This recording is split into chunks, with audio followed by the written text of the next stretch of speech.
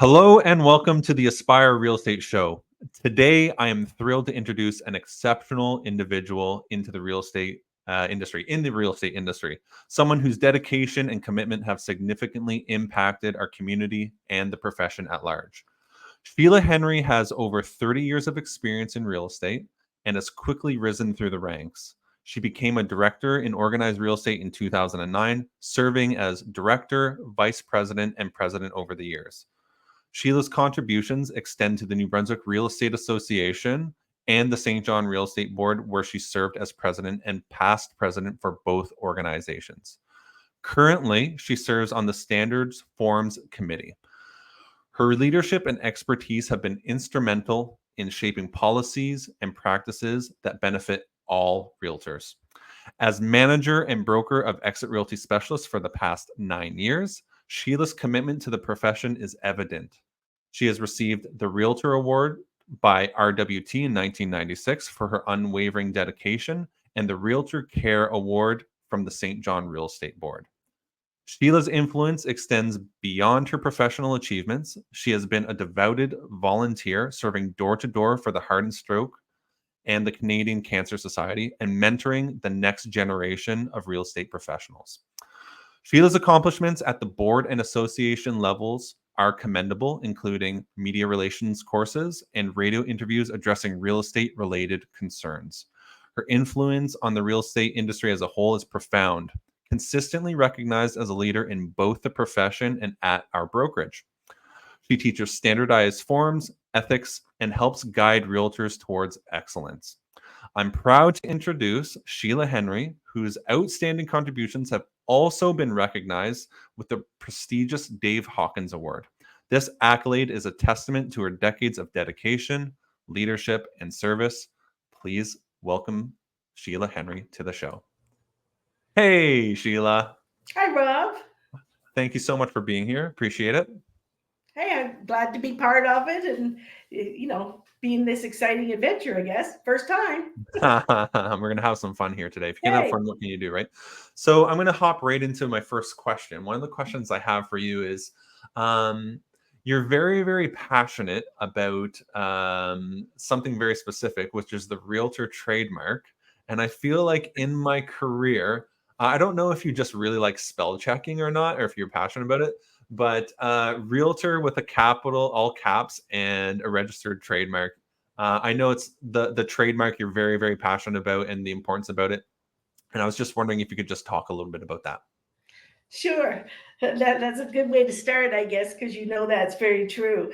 I do a lot of that work, if you will, as far as reading, whether it's people's resumes, people's biographies, Mhm. whatever it is that goes online. And realtor trademark is one of those things that, because you talked about me being so passionate in the industry, CREA is the designate for giving us that, right? And you Yes. can only call yourself a realtor if you are a member of CREA, the Yes. Canadian Real Estate Association. So that's a proud thing, not just for me, but for other realtors, right? Mhm. And so I have it spelled properly. I've always had it sort of drummed into me in the different organizations that I've been in that if you don't use it properly, Yes. you lose it. That's it. And we see that happening in other parts of the world. So yeah, I'm pretty passionate about that. Yeah, that's good, Rob. The whole time I thought you just really like to check my spelling. Well, that was my minor in university was English, but no, I'm not quite that fussy. That's funny. I thought I'd catch you off guard with that one. That's So, good. so just talking about your journey in real estate, one of the questions I have, I just want to start at the beginning with you. And I was just hoping that you could just tell us a little bit about your background and how you got started in real estate. Well, I think I was kind of thrown into real estate, although if you know my background story, you would realize that one of the reasons I think I made a good realtor was because my family moved a lot. Mhm. When I was, I was born in Scotland and I Mhm. was raised there for nearly the first 10 years of my life. And then my family immigrated to Toronto, Ontario. Mhm. So for a small town girl, if you will, at that age, Mhm. Toronto was just pretty overwhelming. No But my doubt. parents, they came with nothing. They were true immigrants. They came with nothing. and just a desire to do better and Mhm. to do things for both my brother and myself, just the two of us in the family. So we moved. We lived Mhm. in a basement apartment. We lived in an attic apartment. We Mhm. lived in rentals. We lived in a duplex. I Mhm. went to 11 schools in 17 years. Wow. So we moved a lot. And the other interesting thing about my background was my dad. He was basically a jack of all trades, but he was a fitter, welder, maintenance mechanic by trade. So my dad and mom, she got into very elemental banking here in Canada eventually after she Mhm. worked with Laura Secord for a while. So we got lots of chocolate. But that was a little perk. But the interesting thing was, mom and dad thought that they could make money in real estate. In Wow. Scotland, we would never have had the opportunity to own a home. Hmm. That's just the way it was back then in those days. Mhm. And so dad would buy some land, with my mom's financial expertise, and they would build a house All together. right. Dad Mhm. would subcontract it. So at 13, for instance, I can recall how you put drywall on a ceiling. Wow. You stood there and you held the drywall. So I knew a lot about construction because of what my dad did. And they Mhm. bought, they sold, and they bought and they sold, because if you're in the industry for any length of time, you know that that's how you can equitize, right? So Mhm. that's what they did.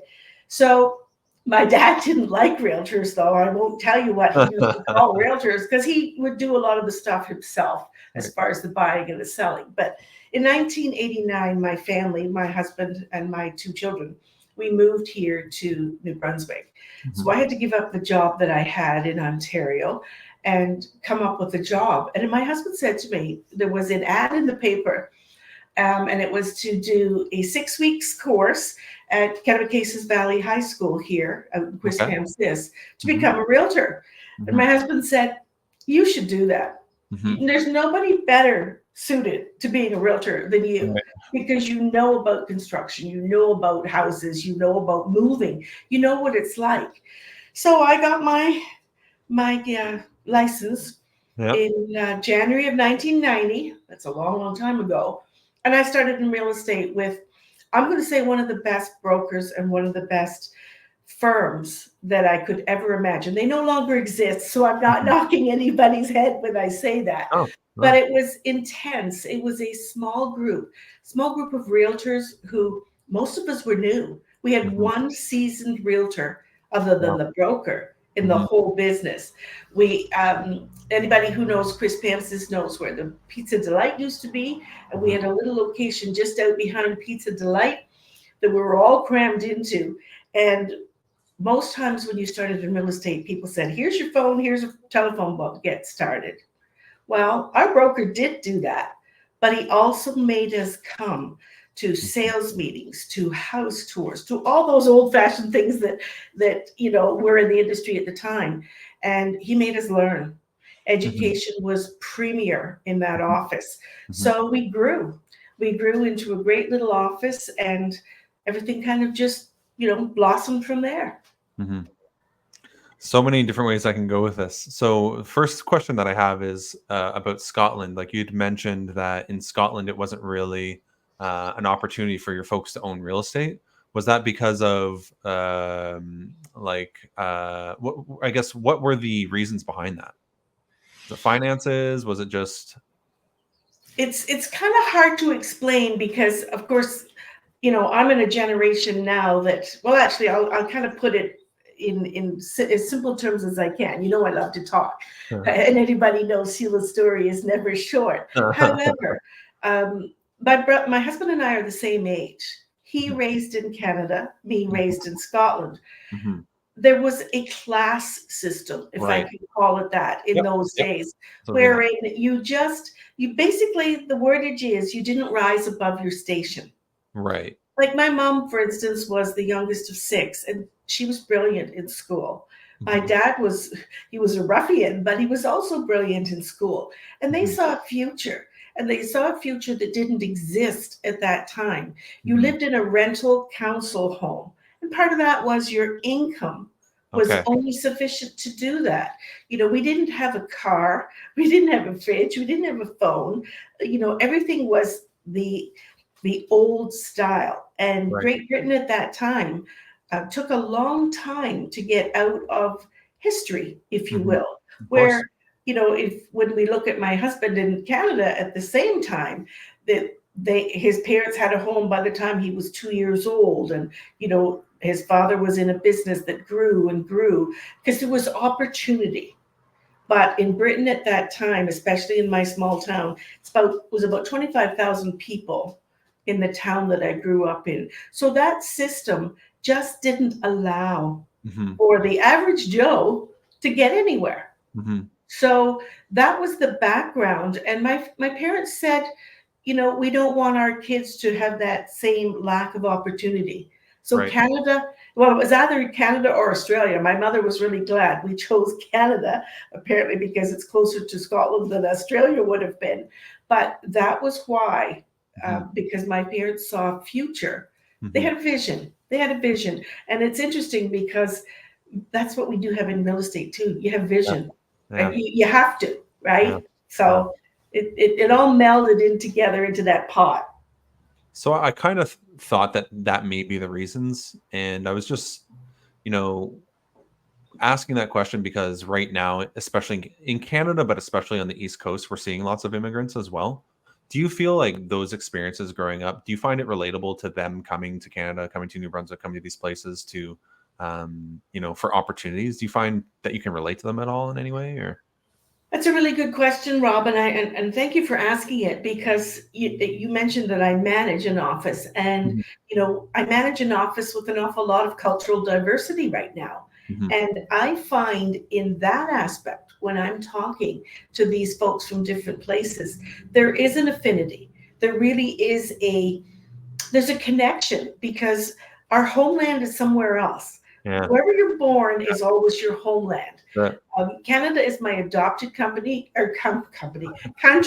has been for a long time, but there are still differences. There are yeah. still things that I see, even words and language. Yeah. Now, my diversity background is not as your cultural background is not as diverse perhaps as some others in that I have English as a first language and so Mhm. on and so forth, Mhm. but I do see that and I see the need expressly now Mhm. for people, whether you've got that background or not, to be immersed in some sort of understanding of the background because everyone's different and Mhm. everyone deals in different ways. Someone from this country may trade a different way or Yeah. may think of monies a different way.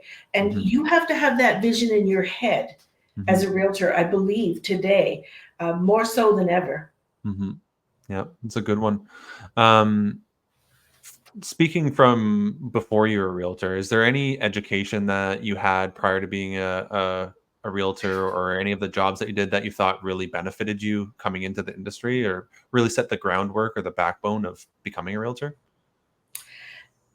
Again, a very good question because when you've been in an industry as long as I have and dealt with as many situations and people as I have, Yeah. my background is a degree in applied science.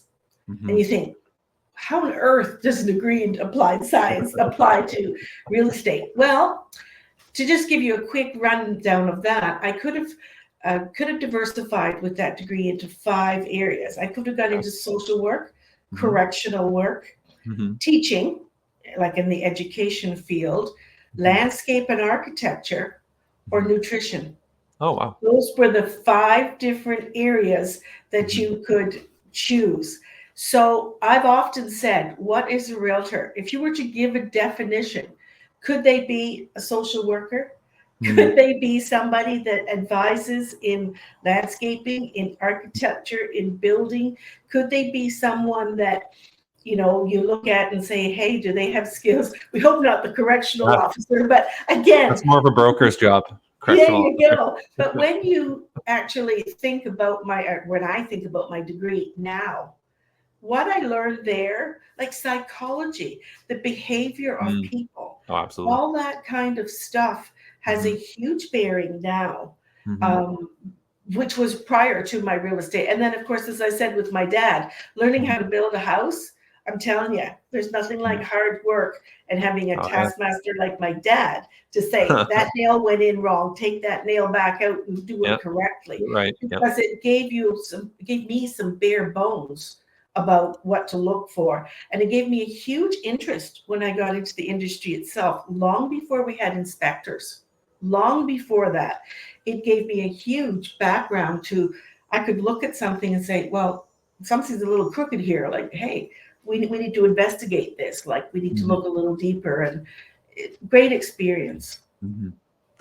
So that's all really, like a great perspective to have that, and to have that background, and to use that moving forward.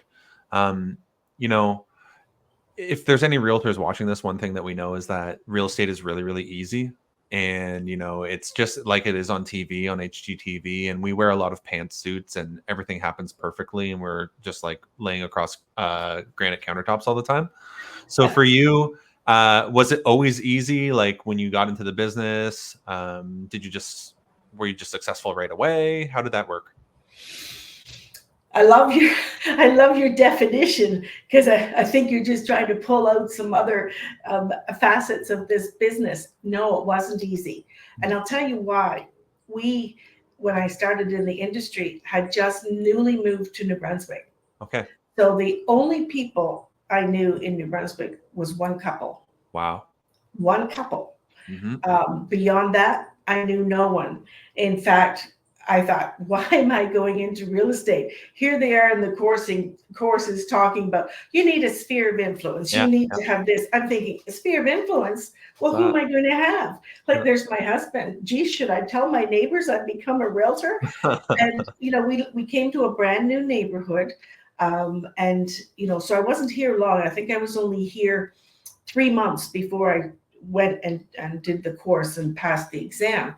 But it was not easy, because back then, well, do I dare say, you used your personal home phone number. Right. There Okay. were no, if you were Yeah. lucky, you had a pager. Cell But phones I weren't a thing. wasn't going to have a pager. Yeah. And anybody listening here who's probably under the age of 30 is going, what on earth is she talking about? But we didn't have all the tools that we have today. We had the Hmm. tools of the time. So Hmm. you had to use those tools. Hmm. So yeah, the broker gave us a phone book. Did I door knock? You bet I door knocked. Did I Wow. go to every session that was involved for education?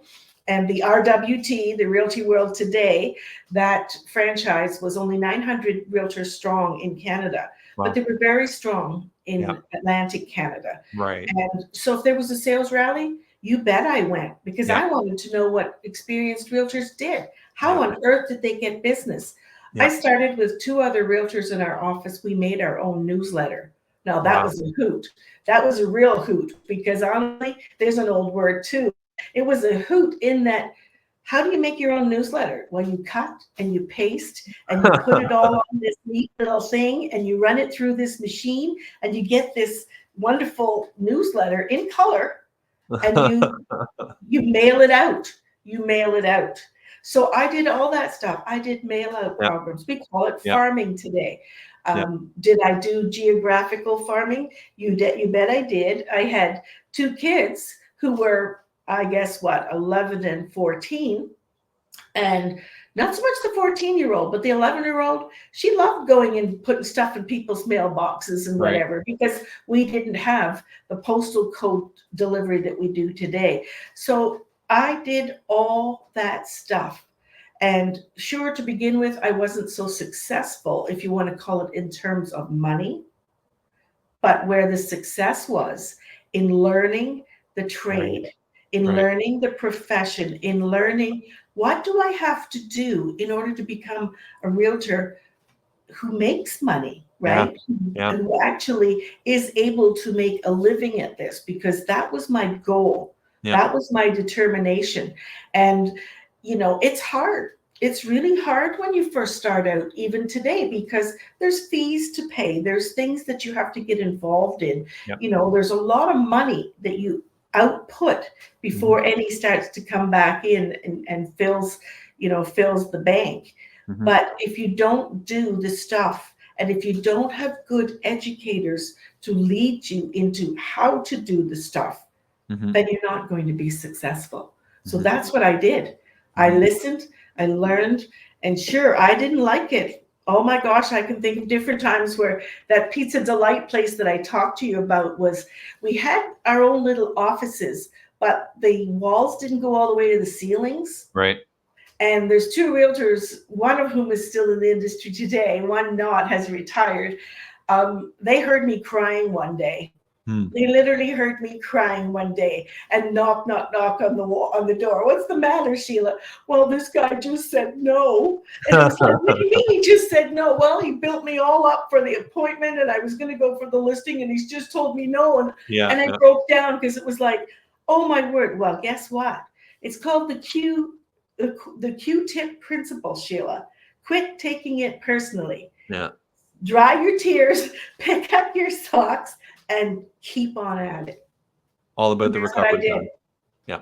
That's what I did. All about the recovery. Like Yeah. just in our conversation, one of the common themes, just listening to you talk, has been support and education. You briefly just talked about having a manager. It seems like maybe he was even a mentor to you. I might have that wrong, or a mentor to you and many people. Can you just talk about the effects that had on you for your career and now? Yes. I don't know if you want me to mention his name or not, but it doesn't really No. matter in one respect because he is still in the industry today. Mm-hmm. And he is Beautiful. still bringing people in and recruiting people to this Okay. industry because Beautiful. he has such a passion for what this industry can Yeah. do and has done, especially for himself. But, it's interesting because times have changed. We were employees at the time. We Right. weren't Yep. independent contractors. Mm-hmm. Sometimes in today's world, people go, well, I'm an independent contractor. Right. So am I. Yep. But you know what? If I have a passion for my job and if I have a belief that that person who is teaching me and training me and encouraging me to come in, he said to me one time, Sheila, if you would just come into the office 3 mornings a week, Mm-hmm. 3 mornings a week, you would see a difference in the pattern of your career and the success of your Yep. career. Yep. And I did. Yep. I did. And what I found was, well, first, one of them was sales meetings, Yeah. independent contractor or not, be at that sales meeting because there was value at that. After the sales meeting and house tours, sometimes he would bring us all into the office or take us to that Pizza Delight and buy us all a pizza. So it was a time to get together. It was a time Mm-hmm. to talk about the stories of, hey, what did you think of that house? Or how was your week? Or, whatever. And we did that kind of stuff. But then he had designated days in a week where you had to be there and you had better be there. Or he was on the phone saying, where were you for the training session today? Yeah. So we would do 12 weeks of this particular person, that particular person. Floyd Whitman, for instance. Yeah. Floyd Whitman, he's not there, but his courses are still there. Mm-hmm. And one of my adages has always been, this, Rob, that things don't change in real estate. It's the delivery of Yep. them Of and course. how you actually bring it about today that Mm-hmm. has changed, not Mhm. the message. It's kind of just like the gospel. It's still real estate. This Right. is how you do it. But the manner in how you do it changes. So yes, he was a mentor to all of us. And Mhm. if you needed a moment, you knocked on that door and he took that moment. And it Mhm. might only have been a moment, might have been a reprimand, Yep. but it was still a moment.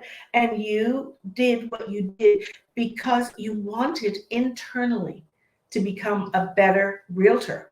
Mhm. And in doing so, I'm quite honestly going to say, I think in doing so, you become a better person because you Yeah. actually end up looking a little more internally. You realize, hey, I may be, flopping here a little bit in this particular area. So let's go to the source. Let's find out what I need to do. And one of the things that he thoroughly encouraged us to do is when there were sales rallies, for instance, we can't all be the success story. You Right. can't. There's going to Right. be the top 10. There's going to be the top 20. You Yeah. name it. But guess what he said? Yeah. Go and support those people. Go Mhm. and be mentors yourself as far as a friend, a Mhm. colleague, someone in the office who is part of the group. And so, you know what? People used to try to recruit us because we were a very, very small firm. Yeah. We would not leave. Yeah. We would Love not them. leave. In fact, he would say to us, "We want these people to come into the office." And we'd say, "No, no, they can't come in. They're not a team player. They're not going to be what we have developed here in this group." And if you call that mentoring, yeah, I guess to a certain extent it's mentoring, but it's teaching, it's bringing you together, and it's being the available manager, Mhm. right, in order to support your people. Mhm. That's what I learned under. Mhm. It's funny because I think the word that stands out to me from just listening to that story is accountability, right? And we're always better when we're accountable to somebody. And Yeah. I know for me early on, that was something that I was lacking, and I had some people really hold my feet to the fire, you included. And even though sometimes it's uncomfortable and we don't want to do these things, and it's awkward when people are saying, "Hey, you're not really doing good enough," it really is what we need. And I've always like now that I reflect back, I should say, it really takes someone who really loves you and really cares about you to say those things to you. It does. You know what? That's a real true, what do they say? True dat. Yeah, Mhm. it really is, because if someone has the gumption to do that, Yeah. if they really have sometimes it might take quite a bit of wherewithal to say to you, like my broker said to me, Yep. "Sheila, if you could just come in 3 days a week," you know what he was saying is, "Where are you? Yep. I don't see you." Yep. you know but he found a way to bring that around to me to say, "If you would just come in." Because what I found when I went in was those two guys that I talked to you about that were in the business when I Yep. first started, Still there. Yep. I couldn't talk to them. You know why? There was a little note on their door, and Yep. it said cold calling, I'm do working. not disturb, because Mhm. that's what you did for a lot of them. Mhm. They did that from 9 in the morning till about 11:30 in the morning. Mhm. So if Every I day. went in, I couldn't be the water cooler girl because there was nobody to talk to. I had to go into my office. And by Right. that point, I did have my own separate office. We had built some beautiful premises on the Hampton Road. It was fantastic. We had the brand new building, and people flocked to it. And we had walk-ins because we were prime location. And as I Mhm. said, people wanted to recruit us out of there because we were doing so well. In fact, we did so well that when Realty World Today was purchased by another franchise, Mhm. we had at that time 29% of the market share. And Wow. the other Huge. franchise who was buying us had 16. Wow. So did we do well as Yep. a group? You bet we Yeah. did well. Almost 50%. People who had not been in the industry reaching goals that in those days, the average sale price in St. John when I first started was about, I'm going to say 78 to maybe $82,000. Did you have to sell a lot of properties in order to be Yep. successful in the goal setting, in the award winning? You sure did. But how exciting when you were part of that group. And I remember sitting there, like, just, yelling and screaming and carrying on. Like our song was "We Are the Champions." And it was like, yeah, we sure are. And you would hail your champions because they were bringing more people into the franchise. Yep. They were bringing more people in that you could list, you could sell. There's an alternative to that. The alternative to supporting those people is you see a vision beyond yourself. Yep. You see that, hey, this is a bigger picture here. Yep. And those top agents are bringing people in that you can work with, that spread out and Idea. end up bringing in more to the franchise, which in essence builds us all up, not just the individual. Yep. Yeah, and I think just being around like that word is culture, right? Being in a culture like that where everybody's rooting for each other, I'm sure it gets the most and the best out of the people that are involved in it, right? Like I'm sure people did things that they could never even imagine were even possible. Well, not only did they do things unimaginable, I mean, I rose in the ranks and thought, this can't be right. Like, how did this happen? Like, how did I have built up my business from nothing to all these people, and Yeah. people seeing you on the street and saying, hey, you're still selling real estate. And of course, I have to give credit to my husband, because he wore, in those days, he still does today, but in those days we had business attire. Right. You know what? There was nothing like it. We had fantastic outfits that you could buy. They were all navy blue, the Yeah. color of power. Mhm. And that was specifically designed, but they were business suits. Again, a little bit of old fashioned, but realtors dress differently. But you know what? Branding. If you have a blazer and a pair of jeans way back in the early 90s, man, you look pretty sharp. Yeah. So people knew who the realtor was, and Yep. people knew who the client was. And you could tell the difference in the behavior. Yep. And those are things that's taught in the industry, right? That kind of culture is taught in all sorts of industries. When my mother first started in banking, she was with CIBC. They wore burgundy clothes Mm-hmm. because that was the color, Color. burgundy and gold. And so when people saw you maybe out for your lunch, they knew you worked for that bank. Yeah. So that's what I did too. We were encouraged to wear the career apparel. We were encouraged to, I remember when we first got our bags that had our names on it. It was like, wow, like seriously, we've Right. arrived. And you think it's so small, it's so Right. minute, but it has such a buildup. Mm-hmm. Right?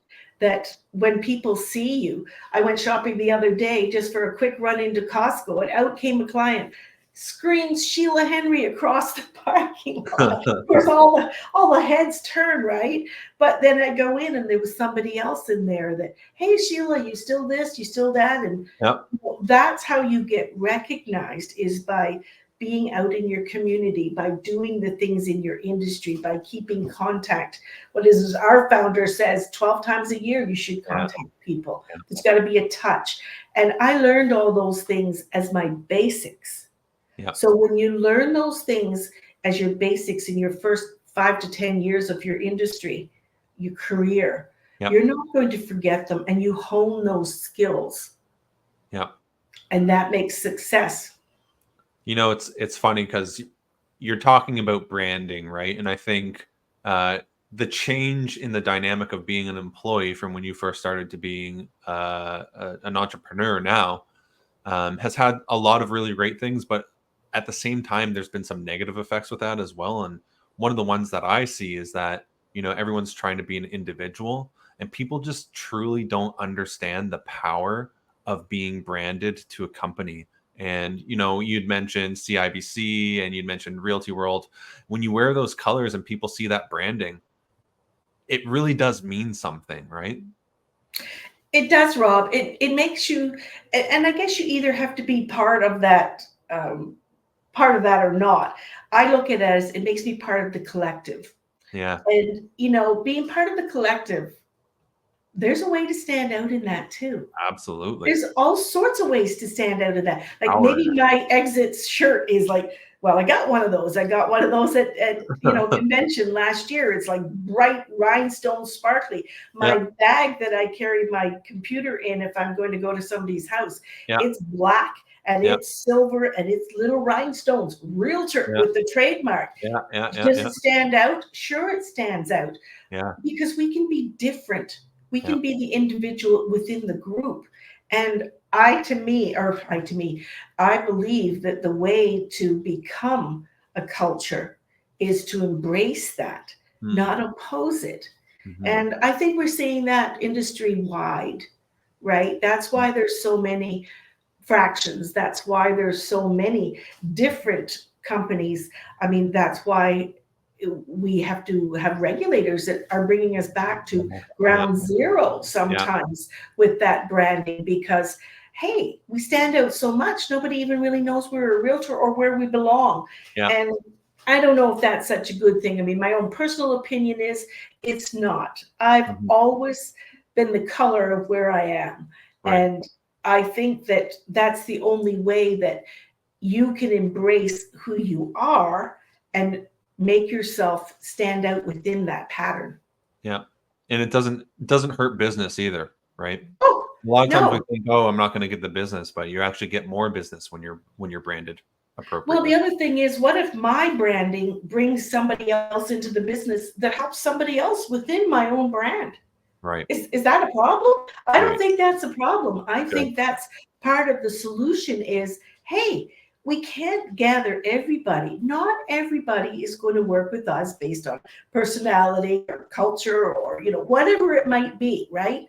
But if Mhm. we bring somebody in or we refer somebody around, we are spreading the goodness and we're actually encompassing the, well, I guess it's called cooperation, but we've had to make that into a policy now rather than just embracing that as a human personality thing. Right. Yeah. Right. One of the things that you kind of touched on earlier was like making money. Yeah. And can you remember, like, so, you'd mentioned when you moved here, you didn't know anybody when you first started. You had to go out and meet people. Was there a moment or like a particular event that um, kind of helped shape you starting to do business and making money? Yeah, there was. Yeah. I can What was truthfully say that. And you will laugh. People will laugh because you're going to say, well, you've been in the industry for this long. How old is your car, Sheila? Well, it? everybody knows that Sheila drives an old, not beat up car, but what was the goal car for Yeah. myself at the time.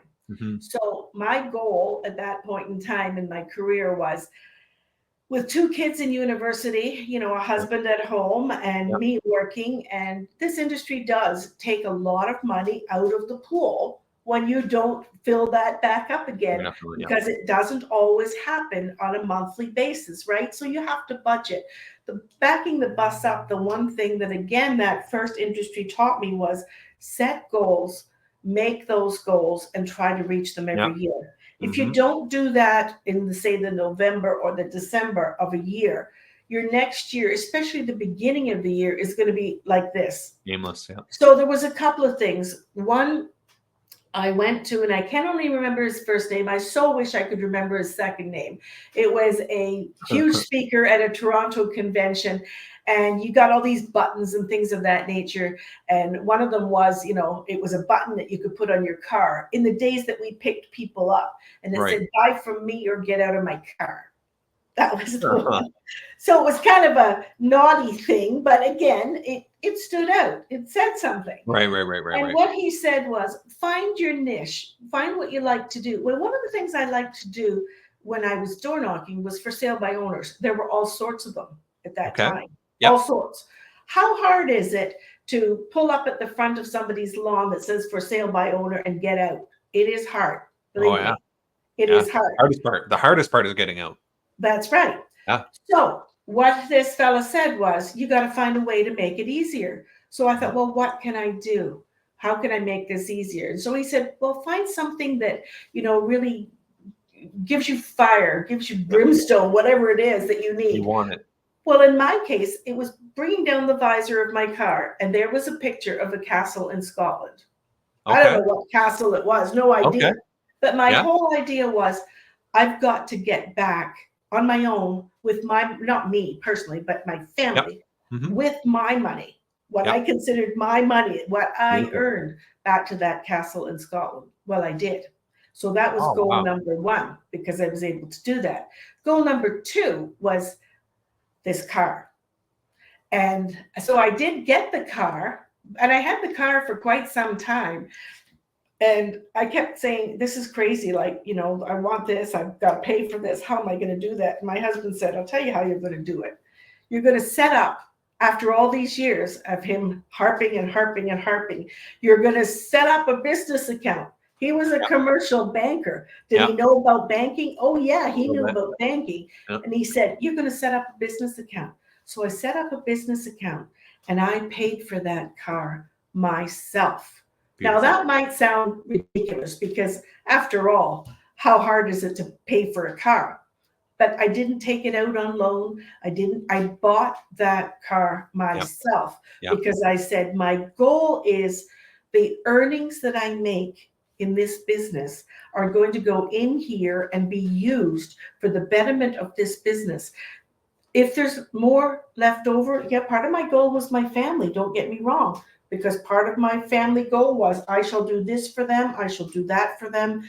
You know, even though in my household, my husband and I are joint, we're together, Yeah. but I had a business. He worked for a business. It's Hmm. two different things. And you have to run your business like a business. Yeah. And so those were the things, Rob, that did a turnaround for me because it was like, oh, okay, so I need to invest in this conference, or I need to go to this convention, or I need to drive to Halifax, or I need to go to Toronto for this sales rally, or whatever it is. Or maybe it was out to Edmonton one time or Vancouver. Yeah. Well, when it was Vancouver, a pile of us said, okay, we're going to go, we're going to pay for it. So we put some money aside, and Yeah. 6 of us went to Vancouver to the convention as a group. And it was fabulous because we planned it, we worked for it, and we made it. Yeah. So the goal setting and the driven with, you know, the money, because I've always said, and I used to say this on a regular basis when I was president in the St. John board. I used to be asked by the EO every time new agents came in for training to go to the board and Yeah. give them some Yeah. words, welcome them Remember to that? the Yeah. board. Yeah, do you? Yeah. Oh, I good. yeah. I don't know if I Nice. didn't Yeah. remember Yeah. if I Yeah. did that for you, Remember that? but Yeah. what I said to them was that success is not about the money. Hmm. This is a long-term business. You are in it for the long term. You're not in it for the money. The Hmm. money will come. And how will the money come? It will come by you establishing the Yeah. method in which your reputation is going to be out there, how you're Mhm. going to deal with your people, the referral business that you're going to get, and the accolades from your friends and your colleagues. That's how the money's going to come, not by just deal after deal after deal after deal. Yeah. It can't be that way. That is not a lifelong commitment to the industry. Yeah. That's a commitment to filling the bank account, what you do with it. And it sounds very judgmental, but you know what? The the people in the industry, I said this when I won my best award ever that just, you know, gave me Yeah. such accolades in my heart, was I saw people in the industry when I came into it who did things this Yeah. way Hmm. and made things different for the industry. And I wanted to be one of those people. Hmm. And fortunately, I've been blessed to see that come to some fruition at this point. I don't think Yeah. I'm done yet, but Yeah. I really see that as the success. So, yes, you know, set goals for yourself and try to achieve those goals, Yeah. achieve more than them if you can, get 115% rather than 100, but don't make it about the money. Hmm. Make it about what you do and how you did it in order Yeah. to get it. Yeah. The money follows. It does. Yeah. It will. And Yeah. I know I'm living proof of that because I didn't make any for the first 5 years. In fact, for the first 5 years, I spent so much money. My dad was ill, and I had to take at that time $700 flights back to Toronto on a Mhm. regular basis to help my mom with my ill dad. Wow. So, did I make any money? No, I Yeah. didn't. But Not my many gone. heart was there, my goal was there, and my determination was there. And Yeah. that's part of it too. It's a mindset. And I know we throw that word out, but it's there. If you don't have the mindset to determine that I will do it and I can do it, it's like the little engine that could in that story. Can you? You sure can. But Yeah. it's home, home, home, driving it all the time. And that's Yeah. not easy. And that's why you need, as I've referred to, those mentors, those people within your office that bring you up rather than put you down. Yeah. Keep you focused. Yeah. Goals for me have always been really, really important as well, to just focus on what it is that you want and know what's driving you. And I was curious for you what that really was. Organized real estate. What got you into organized real estate? Well, Working at a board level, working at a provincial, a national level, yeah, got you into that. back then, way back, and we're talking prior to 2009, which was when I entered organized real estate for the first time as a director. I didn't really give it much thought. Hmm. Most of us don't. Mhm. Seriously, in the Yeah. industry, do most people, if you're honest with yourself, think, well, I wonder what the board is doing today? Or Yeah. how's the association getting along? Nobody asks those questions. In fact, if things are going along quite smoothly, you don't really care. But Right. when things start to go a little topsy turvy, Mm. which it did in 2008, the market Mm. started to change. Now, that was me Right. basically 8 years into the industry, if you will. Mhm. No, sorry, not 8 years. In 2008, I started in 1990. What am I saying? But after all that length of time, I just kind of went along. I went to board meetings because that's also that's a plus. Mhm. In fact, it's not a plus, it's a necessity. You Mhm. need to attend your annual meetings. You need to be part of your association. And now the New Brunswick Real Estate Board that we have. If you don't know what's going on, it's like complaining about who's in power when you didn't go out to vote. Mhm. You have no right to say Yeah. anything. You're part of an organization. You need to know what is involved in that organization. So anyway, long story, back then, things started to seem, I don't know if this is good or bad or different, but not quite liking the stories. So again, I was part of a different organization, but people said, Sheila, you would make somebody really good on the board. You have some Mhm. really good, forward-thinking ideas. I'm like, I'm not going to be a director of the board. Are you kidding me? Like that's just no, I'm not going to do that. And yet I was pushed, again by some people who saw in me someone who had a driving force, if you will, but who also not always was willing to listen. But if you weren't willing to listen to me, the Scott and the red hair in me was enough to sort of drive you forward, saying, you better listen to me because I want to be heard. So I ran, and they were elections. They weren't all acclamations that I got. Right. Like Yeah. they were, and I think that the first time I ran, there were 4 people running for the same director position. And Mhm. I couldn't believe I made it because I was like, who even only knows me? Right. Seriously, who knows me? But I But knew you you. don't realize, Yeah. you do not realize in this industry who's watching you.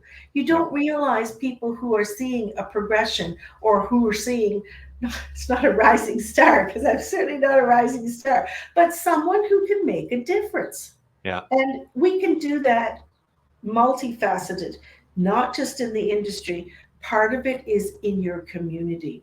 Mm. It has to be in your community as well, Mhm. because if you're not the same in your community as you are in your real estate, again, I remember a fabulous speaker. Her name was Danielle Kennedy, and I have a couple of her books. I should probably read them again or use them in my class sometimes, because I remember her being at a convention and she was super pregnant. It was just unbelievable, this girl waddling across the stage, right? But she had a message which was, if you can't treat the people in your office the same way that you would treat your clients outside the office, Mhm. you shouldn't be in real estate. Mm. And I thought, wow, like that's a powerful statement. Yeah. That's something that is saying, hey, she said, your office is your safe haven. It's the place that you can go to and talk to and be listened to and be cared for the way you do it for your clients. And that stuck with me for a long time, especially when I became a director. Because when Mm. you become a director on a board, you are basically not wearing the hat of the Yeah. brand that Yeah. you're with.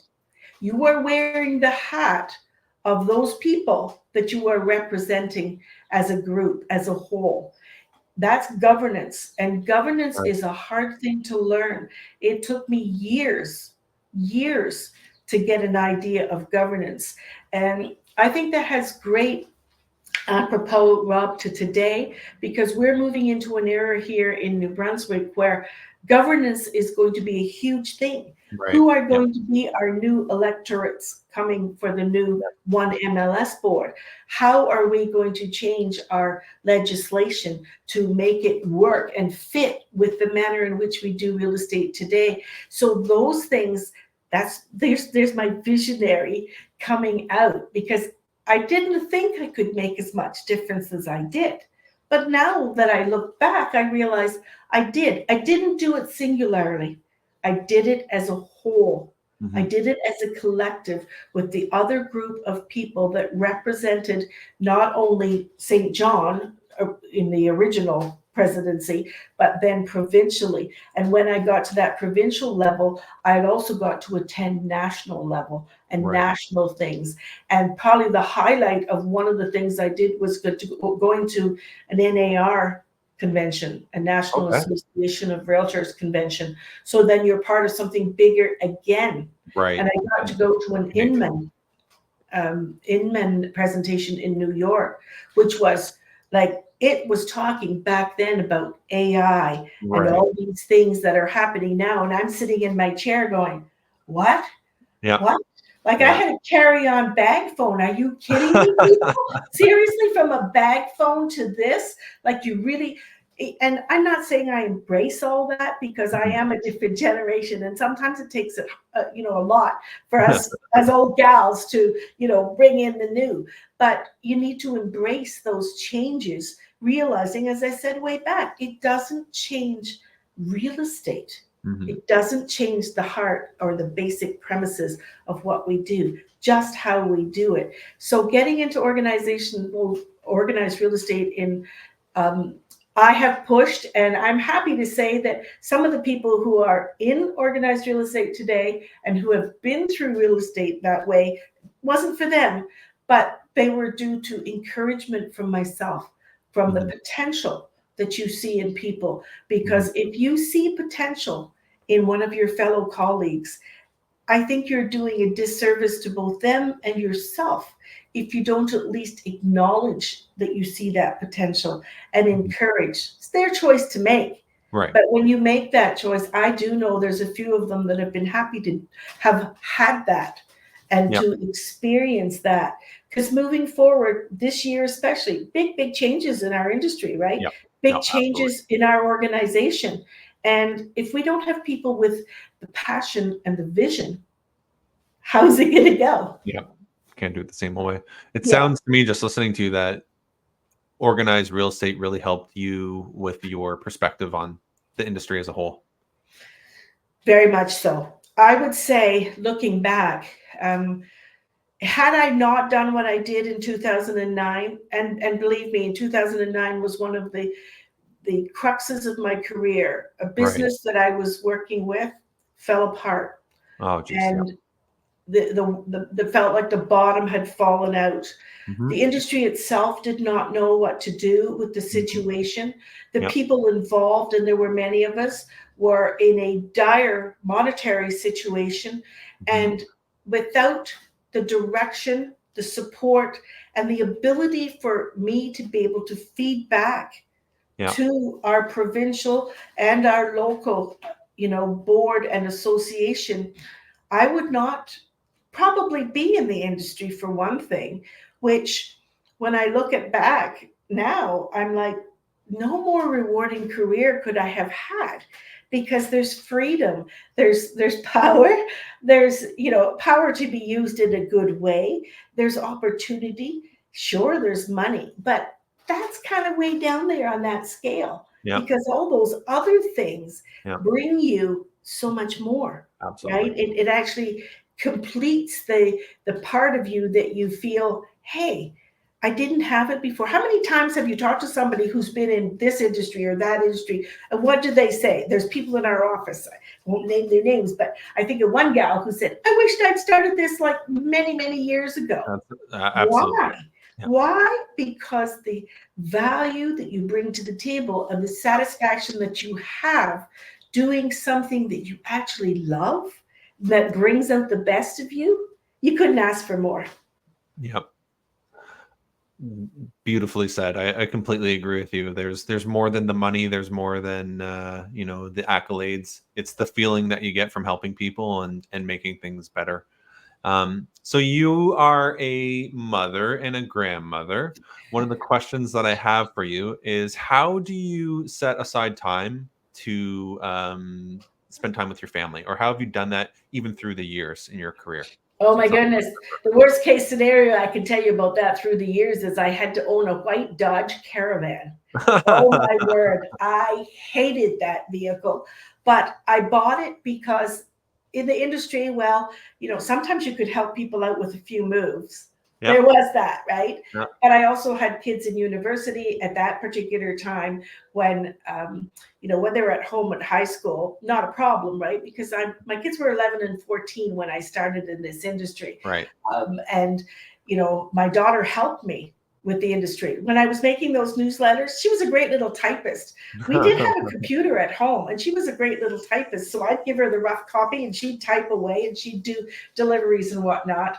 I also encouraged my kids and it's not really necessarily making time, but I said to them, if you bring me a referral and that referral ends up in business, I will give you $100. Oh, beautiful. Well, when they were in that age bracket, $100 was big. Now, my son did.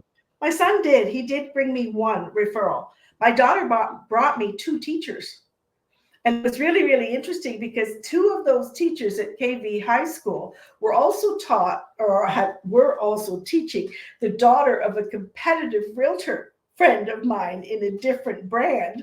So it was really rather interesting who was going to get the stuff. But that's one of the ways that I made time for my kids. You never called my house, which was my personal business phone number, right? You never called my house and had somebody go, hey, because I taught my kids, this could be a client that is calling the house. Yeah. So you're going to say, hello, can I help you? And my kids learned that kind of, speech, if you will, when they were at home. Right. If they spoke something different outside of the house, well, so be it. But what I also did was, because they were in university, some of their friends needed rides. Some of them needed rides. So I would plan things accordingly. If I needed to pick up the boy at 2:30 at the university campus, I had to be at the university campus for 2:30. How was I going to do that? I couldn't have a 2:00 appointment. Right. So the lady who brought me into this industry originally, who encouraged me to join where she was the only seasoned realtor at the time. And she said, how you work this is, she said, you have an appointment. Right. That appointment is with your kids. Maybe it's just supper. You turn your phone off when we actually had phones that you could turn off. Or you don't answer your phone during supper, because that's involving your family. That's letting your family know that they're important. Yeah. They're more important than picking up the phone in the middle of, serving out the roast beef or whatever it was you were having that day to answer the phone. So as a mother, that's what I did. When they had competitions, my son was in a running competition. He was a workaholic just like his dad. So, but when he earned something or when he was in a competition, you were there. Same with my daughter. She was in the theater. She was in voice. She was in music. She was in Highland dancing. She was in a lot of things. But you know what? I encompassed going and being part of that, because people would say to you when you're there, are you still selling real estate, Sheila?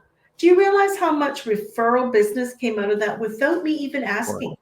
I didn't even have to ask. It's just because they saw me there as a mom, as a realtor, but I was there with my kids. I remember one place that I was, and we all ended up at Brunswick Square in the McDonald's, because we had all been to this particular thing. And one girl who was there, her mother was a realtor, but it was grandma who was at the event. Mm-hmm. It wasn't mom, because mom was working. Right. I was a realtor and I was at the event. And I'm not making that to say I was better, but what I'm saying is I was there. I was present. And you have to be, because you know what happens then? Your kids end up loving your job. They end up loving helping you with your job. And that started with my grandkids. My grandkids would drive around with their mother in their car seat when they were old enough to understand, going, why isn't that grandma's sign? Right? Because they knew that grandma sold houses. They started, especially the oldest one, she's 14 now, had to imagine, but she started helping me. She loved to get in the car and wait in the snow and put up sold signs. Right, of course. She just thrived on that kind of stuff. They loved to help me measure houses. If I was going to houses and I needed to measure, say, a vacant house, they were great little tape holders. I never had one of those stud finder things that measured that way, the lasers, but they loved to help me do that. And, that's part of how you bring it all together. You make certain that you are inclusive and you make time.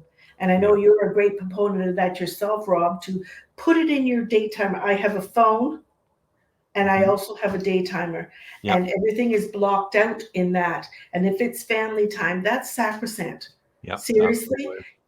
absolutely. You know, and if people are listening online and they're thinking, wow, a realtor didn't see me because of, well, here's the two little things on your shoulder: my family or my job. Yeah. Where does Yeah. things Of course. fall into Easy the decision. order of where should we be involved, right? Yeah. Yeah. So I have, I like to think that I've managed to be part and parcel, and also my job, because of the success in that monetary portion of it. When Mhm. you are a mom and you are a grandma, you're able, and in my case it certainly is able for me to give them and have given them lots more than what my parents attempted to give me. Yes. That sounds Absolutely. like an old cliche, but it's so true, All you want. because we always want more for our kids than Mhm. say what our parents gave to us, and Mhm. yet our parents gave out of the resources they had, Everything they could. and my parents gave me a good grounding. I Mhm. appreciate what I have. I used to always say to, especially my oldest, because when we were first married, my husband and I were young, we didn't have a whole lot.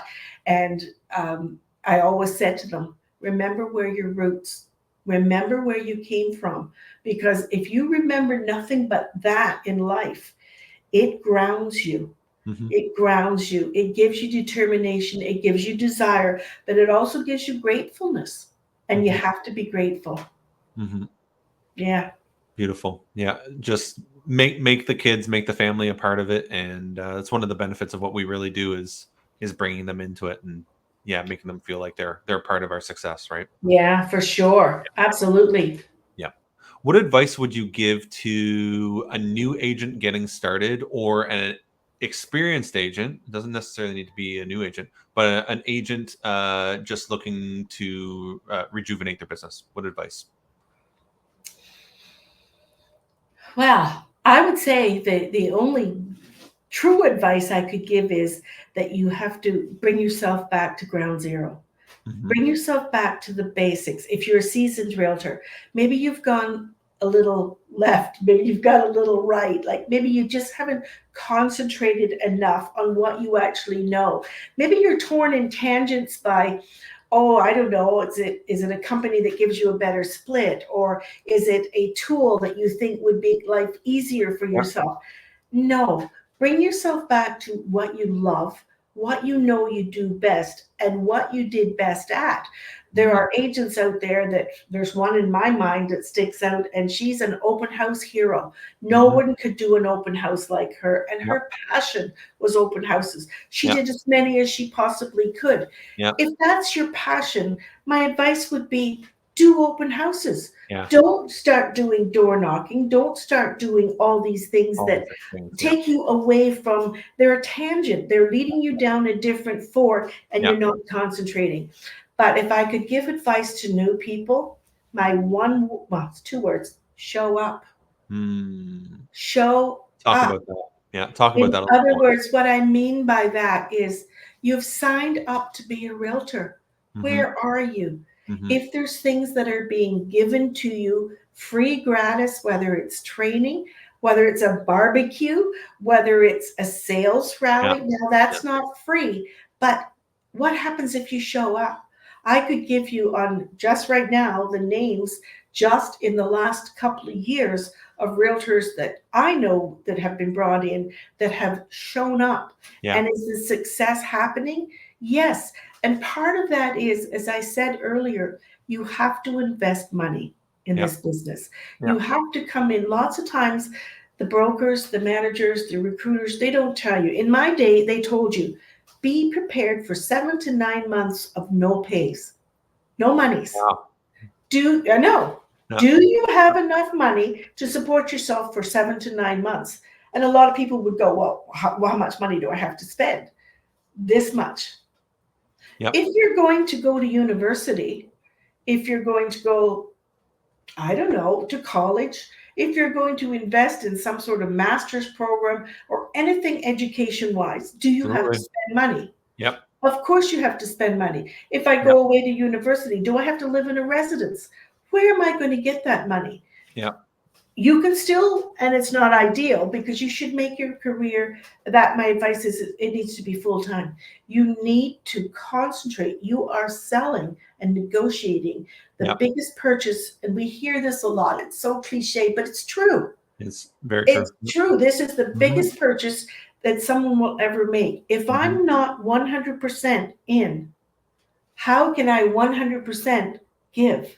No. I can't. It's Okay. just not possible. The numbers don't add up. And from here to the heart doesn't add up either. So my advice to new people is show up. Hmm. You've come into an organization. I talked about the annual general meeting, the town halls, Yeah. the things that are held.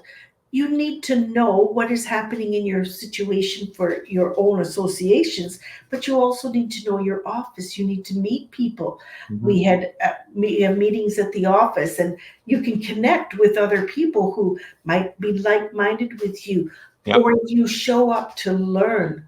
The Yeah. most important thing, because education is my primary, I'm going to say it's my primary background, because Hmm. I moved so many times, 11 schools in 17 years. Guess what I did in my spare time? Yeah. I became a geek. I became an A student. And if I didn't get an A, Study, my read. parents wondered what on earth happened to me, right? Because, Right. holy land, like what's going on with Sheila's life? So, did I lose out on a lot of social things? I sure did. Do I regret that? No, because I focused. I have learned, of course, and you learn. I won't say what age I am now, but you learn over life from the adversities, from the downfalls, from the things that kicked you to the curb. Hmm. But you got back up again, and you got back in that car after the for sale by owner because the person said, yes, I can come next week. Yeah. Yeah. Yeah. Well, Totally. so that's what you do in this business. But if nothing else, if you're going to become a realtor and you pass that course and that license, show up. Yeah. Good advice. You know what it is? It's success by proximity. Yes, Other successful people yes. show up. So if you're showing up, you're going to be around successful people, and that's going to rub off on you a little bit, and therefore you're going to be successful. You're going to see the things that you're going to catch on to things, right? Well, you are. And you are also going to have value to those successful people. You are Yes. also going to have value to the person that set that meeting up that day. You're also going to add value to let's say it's me Mhm. when I do a Form Friday. You're going to add value because of you. Because of Amen. maybe you don't know anything and you want to glean something. Well, what a perfect opportunity to do that. But Yep. maybe you've had an experience, or maybe you're going to go into an experience, and that is going to be drawn into you, or you're going to push it out to somebody else. We all have an individual value. It's intricate, it's ours, but it's also what you can give and take. So Mhm. if you show up to and I guess the other thing advice would be there's got to be things to show up too. But if you have a brokerage that is doing those things for you, that's why they're doing it. They're not Mhm. doing it to puff themselves up. They're doing Mhm. it to make you a better and an established and a trusted realtor. And Mhm. that's what you will become because you showed up. I came 3 mornings a week, and that 3 mornings a week that I came to the office, when the broker was basically saying, Sheila, kick yourself to the curb here. Stop hanging around at home making beds or doing whatever it is that you're doing after the kids go off to school. Get here. Mhm. First of all, you had to be on time because you set yourself. Okay, he Yeah. wants me there by 9:30. So I'd roll in the door at 9:20, Yeah. not 9:32, That's it. Yeah. 9:20, because he Yeah. said, I'd like to see you here by 9:30. I was there by 9:30. Guess what? By 11:30, when the guys and the girls were finished doing whatever they were doing, I had accomplished so very much. Where do you Mhm. think the idea of the newsletter came from? It was Right. a seasoned realtor who was not seasoned, a little more successful realtor, and myself who decided, and then another realtor who we thought was elderly and would never join and do anything. She did, and the three Yeah. of us devised this little newsletter Yeah. because we showed up, Collaborated. right? And we had programs at the office that we didn't even really know that we could anticipate in. It was farming, and now it's DDF. If you know Mhm. what DDF, it's data distribution facility. Guess Mhm. what? We had that back then within our own little office. Guess Mhm. what it was? We took the listings from the faxes that Wow. came daily and we put those listings on 8.5 by 11 paper, right? If they were our company listings, and we folded them all up and we put them in an envelope and we sent them out to our spheres. Here's a new listing. Now you could be sure that that new listing was delivered in like 2-3 days and it didn't sell in 7. We didn't have all the tools at hand that we do today. So you couldn't do that. But do you see how it was the same thing that we do today? We just changed the tools for it. And that's what we did because we showed up and we Mhm. got business from that Mhm. because we were there. We communed and, we collaborated. And hey, guess what? We ended up with some commissions. So the Mhm. 3 C's, there you go. Beautiful. My last question is just about uh, how you want to or what you want to see happen in the industry. So, you've been licensed now and been in the industry for over 30 years. You've seen changes in markets and buyers markets and sellers markets. You've seen trends. You've seen how technology has changed everything. You've seen, I'm sure, people come and go into the business. You've seen good and bad. What is it that you want to see happen in the industry going forward? Well, I do want to see change. I think there always has to be change. Change begets change, Mm. doesn't it? Mm-hmm. But change in any industry, no matter what the industry is, let's just take banking. What happened when banks closed their hours? Well, then they had to develop ABM machines and, all Mm-hmm. sorts of things happened in those changes. And lots of things weren't happy in the change. I remember when ABM machines came into being, it was way back in my husband's career. You know what? When those ABM machines break down in the middle of a weekend, Mm-hmm. it was the administration manager that was called to go and fix that machine. That was my Mm-hmm. hubby. So Right. Yeah. off Yeah. he would go on a weekend. Bankers don't work weekends, right? Yeah. But and same with teachers. Teachers don't necessarily not work in the summer. We don't understand sometimes the industry that we're in. Mm-hmm. But one thing that I do want to say is what I'm doing as a realtor used to be an industry. Mm-hmm. That's what it used to be called, the real estate industry. It Mm-hmm. is now a profession. Mm-hmm. That's a big, it's just a word. Explain that. Explain that.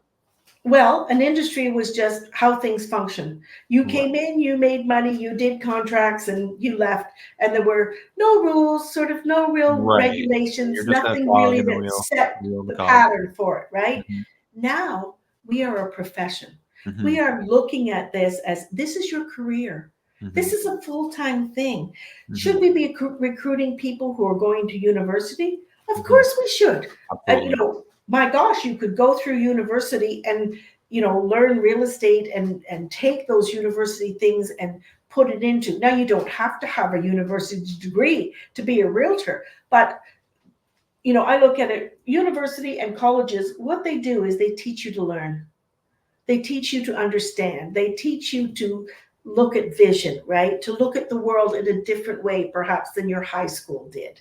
Mm-hmm. So with us, I want people to see us as a profession. I want us to see us right up there as, wow, they are a realtor. Remember, I said, you started this conversation, if we bring us full circle, realtor with the trademark can only be given by CREA. It can only be given to those of us that belong to a national association. Why am I proud to be a realtor? Because I do this, I do this, I do this. I put people into homes. I help people make the most important decision in their life. I follow through with their lives, right? I am a professional. To Mm-hmm. be a professional, there have to be rules. There Yeah. has to be Absolutely. policies. There has Standards. to be one of the biggest things that I have seen in my career that is not attended to in a good way is ethics. Mm. I say that with chagrin. And the Mm-hmm. reason I say that is because you can't teach ethics. Mm-hmm. Sometimes Exactly. ethics, it's common sense. Yeah. It's the way of treating people. It's how people should be treated, not how we should be treated. Mm-hmm. It's the way of what we do in the profession that we're in. I know that you can't change ethics, but you can policy it. You can make policies that are standards. And Hmm. I think that's what I want to see. That's actually it's coming out of, and it's not Sheila's accreditation. It's accreditation from NBREA, our Right. association. Our Hmm. association. I said I came in 2009, and there was a devastating thing that happened to me then and other realtors, um, and that brought about change. It brought about more rules, and it's unfortunate that we have to have more rules and more regulations, but the more rules and the more regulations that there are in an industry, the higher that the standards will be Hmm. because they're written. Everybody knows that goes through my negotiation, or not negotiation, my facilitation class on Thursdays for new realtors, that for anything to be law or to be appropriate or acceptable in New Brunswick, it must be in writing. Hmm. That's contract law. Our profession deals primarily with one singular big contract, the Hmm. agreement of purchase and sale. If we didn't have all that stuff in writing, where would we be? Throw us to the Yeah. wind. Yeah. It's the same with the profession that we're in. And I want to see a place, I want to see managers, to tell you the honest truth, I want to see managers be more responsible. I Mm. want to see more accountability. It's a word we talked about before, Yep. Rob, in Yep. that Yep. Noted. there needs to be on every level accountability. Because would I be a good manager if I just brought somebody into the industry and just let them willy-nilly go about doing their job and there's no No rules? matter who they hurt, doesn't. No, No. No. it can't be that way. And it's the Yeah. same with realtors. So I want to see change, not just for change itself, but change that will see a mindset. There's a great article this week on artificial intelligence and how it's changing things. I know you love that, and then it's something that I'm really not in any way Yeah. or any Yeah. level an Yeah. expert to talk about, but it's talking about how all this is changing the The ethics. office. The office, Oh. what you considered the office. Well, that's a big, big change. And Yeah. some of it you have to embrace, but other things you have to take apart. And you need collaboration. You need people who will join organized real estate or who will show up in order to make those changes happen and to bring the brainwaves to the table to help them be, implemented, because no one really likes change. They really Hmm. don't. And quite frankly, it's seasoned realtors lots of times who don't like change either. Of course. um, that's one of those things that they tell you, don't teach an old We dog new always did it that tricks. way. Yeah. But you know what? That's a fallacy. You can Yeah. actually teach an old dog new tricks. That. So that's what I would like to see in the industry moving forward. I'm really happy right now to be on some task force. Like you said, I was on the standardized forms. I love that committee. I truly do. Part of it is because you tear apart the agreements of purchase and sale, or you push forms into place that are necessary. And why are Hmm. they necessary? Because the process isn't going smoothly. So you Hmm. need a form for that. We Always now getting are at the better. stage where we need a policy. We need a policy for this. And that increases, I hate the term raising the bar. I wish you could find me another adage for that, because I really started to hate that term, but it's one that Yeah. is going to move us forward into a new century. We're looking to change our act here in New Brunswick. CREA is looking to change so many things across the country, and yet CREA and Realtor.ca are the most worldwide envied Yes. organization. So Yeah. we're doing something right. Yeah. And I think that, to end on a positive note, I hope we continue to keep doing something right, because for me, this profession has been very, very satisfying. And as I said, I don't think I'm ready to give it up yet. I'll tell you when I am. You better. So I said that that was going to be my last question, but do you have time for just one more question? Sure, Something that sure. I really want to touch on. You recently received a very, very great recognition, the Dave Hawkins Award through the New Brunswick Real Estate Association, for your contributions to the industry as a whole. What did that mean to you, getting that award? It was a pinnacle. Hmm. It was a pinnacle. It was um, an unexpected moment, Hmm. if I can say that. I mean, although they tell you you're going to get it, because after Yeah. all, they have to give a little bit of a bio and a few accolades where Right. they're necessary. But um, you know, it really was never something. I didn't look to attain that. It wasn't one of those, you know, oh, I'm putting that on my wall and saying, hey, I need that. Throughout my career, I've got a gavel in my office. Anybody who wants to kind of go Yeah. back in history, just come into Sheila's office and you'll see some of the historical things on my bookshelf. You know, so I have a gavel there, and I have that Realtor Care Award, like you said. And, Hmm. you know, I find it, I love to give awards, but I Hmm. find it hard to receive awards. Hmm. And I think that comes from my dad. Uh-huh. I really think that comes from my dad. My dad was a very devout but humble man, brilliant in being able to make little devices and think things through. He once devised a little rail link, if you can imagine, for British Railways, a Wow. link to Wow. join Okay. cars Wow. together so they wouldn't separate, right? And my dad once he devised that. He Hmm. wrote a book in his later years because he Hmm. actually became a teacher of his profession. Hmm. And dad, they planted a tree for dad, and he could hardly stand there to see the tree be planted. So I'm a bit like my dad in like, mm, don't really put me in the limelight. I'm never at a loss for words.